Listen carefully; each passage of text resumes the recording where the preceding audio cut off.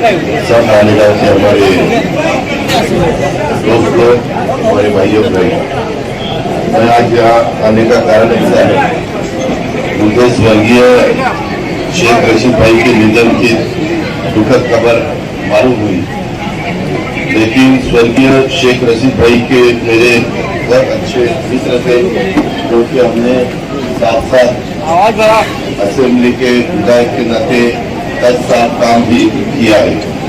मैं उन्हें अपने बड़े भाई समान समझता था। उन्होंने और मैंने 10 वर्ष विधानसभा में काम किया है। उनके और मेरे परिवार के पारिवारिक संबंध में मैं बहुत दफा यहाँ आया हूँ। या आसिफ भाई खुद मेरे यहाँ जब आते हैं तो उनके जो भी काम है वो काम कैसे हम कर सकते हैं, इसकी मेरी पूरी कोशिश रहती है। मेरा आपको यही कहना है, उनके निधन की दुख खबर मुझे मालूम हुई, उस समय मैं उनके परिवार को लोगों को मिलने आने वाला था, लेकिन सियासी कामकाज की वजह से उस समय मैं मालेगांव में आ नहीं सका, और इस बात का मुझे अभी बहुत दुख है। इसीलिए मैंने रविंद्र जी को बताया था कि मैं जब नासिक आ जाऊंगा तो हम जरूर आसिफ भाई को मिलने और उनके परिवार को मिलने के लिए जाएंगे। और कल मेरा अचानक प्रोग्राम चेंज हुआ।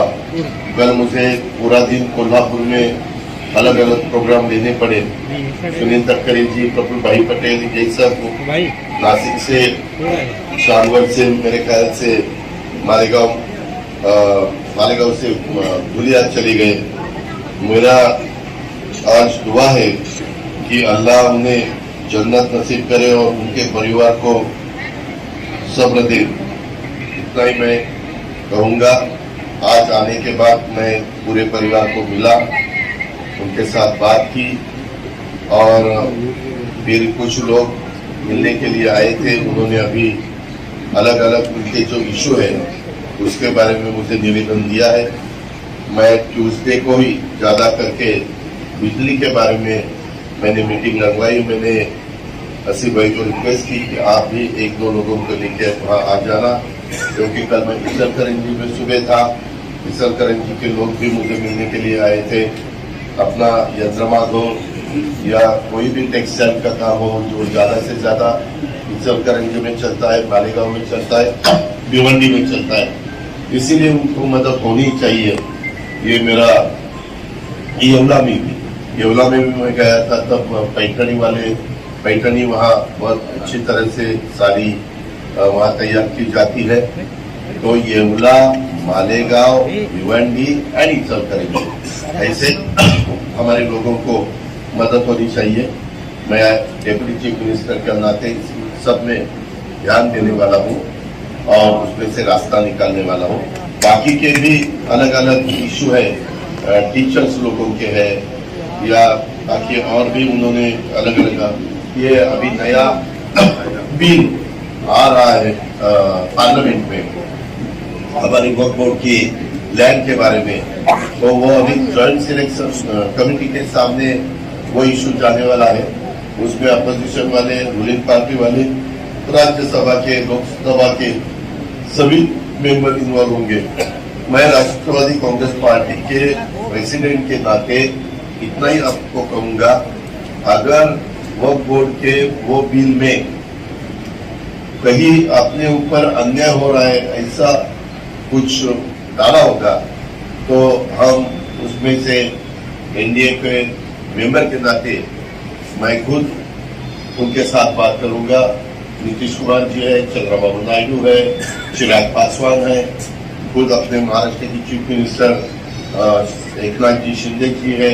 हम सब मिलके इसके बारे में चर्चा करेंगे।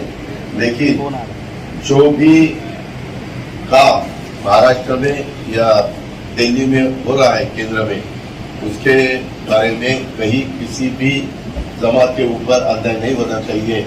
ये हमारी राष्ट्रवादी कांग्रेस पार्टी की कोशिश रहेगी। हमने अभी जो भी एक पार्टी, जैसे हमने मराठा और ओपन कैटेगरी के लोगों के लिए साथी निकाला, ओबीसी लोगों के लिए महाज्योति निकाला, बैकवर्ड कास्ट के लिए, शेड्यूल कास्ट के लिए पार्टी निकाला, मातंग समाज के लिए आरटी निकाला, हमारा आदिवासी लोगों के लिए टार्टी निकाला।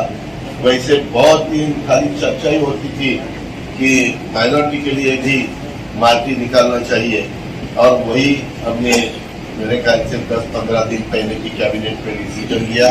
मौलाना आजाद महामंडल को भी भाग भांडवल के रूप में मैंने 1000 करोड़ रुपए की घोषणा की, और जो गारंटी गवर्नमेंट की रहती है, मौलाना आजाद महामंडल के लिए गवर्नमेंट की गारंटी 30 करोड़ के लिए थी, लेकिन अभी वो हमने 500 करोड़ रुपए की है। ऐसे बहुत से अच्छे जो भी सुझाव थे, डिमांड थी, ऐसे वो डिमांड पूरी करने की मेरी और हमारी सब साथियों की कोशिश थी, और उसमें हम सक्सेस हो रहे।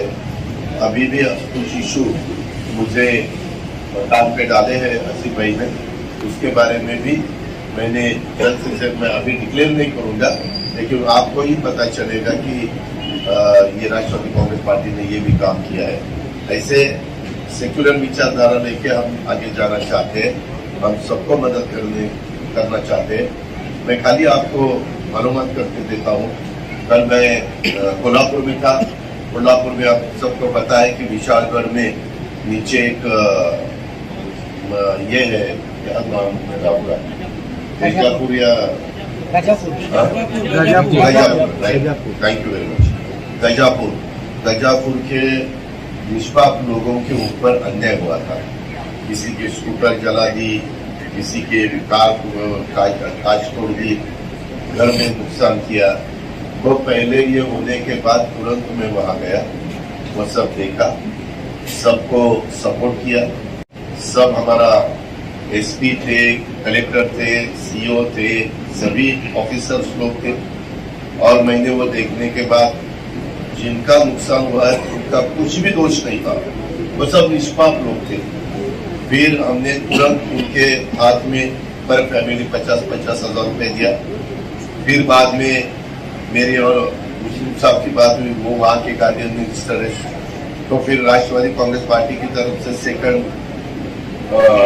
हफ्ता हमने 50,000 रुपए का दिया, और फिर उनको ऑफिसर्स को मैंने बताया इस सबका पंचनामा करना। पंचनामा करने के बाद हमारे यहाँ प्रस्ताव आया, और कल मेरे ख्याल से ये सभी फैमिलीज को मिलके हमने 1.5 करोड़ रुपए का जो भी उनका नुकसान हुआ है उसके बारे में मदद की। सब चेक लेने के लिए आए थे। ऐसे जब भी कभी किसी भी कम्युनिटी के ऊपर अन्याय हो जाता है तो हम तो तुरंत वहां जाके उनके पीछे खड़े हो जाते हैं, उनको सपोर्ट करते हैं, क्योंकि वीरभद्र छत्रपति शिवाजी महाराज के जमाने से उन्होंने सब लोगों को साथ लेके, जैसे हम मराठी में बोलते हैं 18 पगड़ जाति 12 बलुतेदार, सभी जाति के वर्गों के लोगों को हम साथ लेके जाना चाहते हैं। ये मेरा वादा है। आज ये सब काम के लिए स्वर्गीय शेख रशीद भाई के निधन के बारे में उनके परिवार को मिलने के लिए आया था।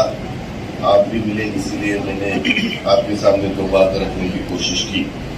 धन्यवाद। जय हिंद, जय महाराष्ट्र।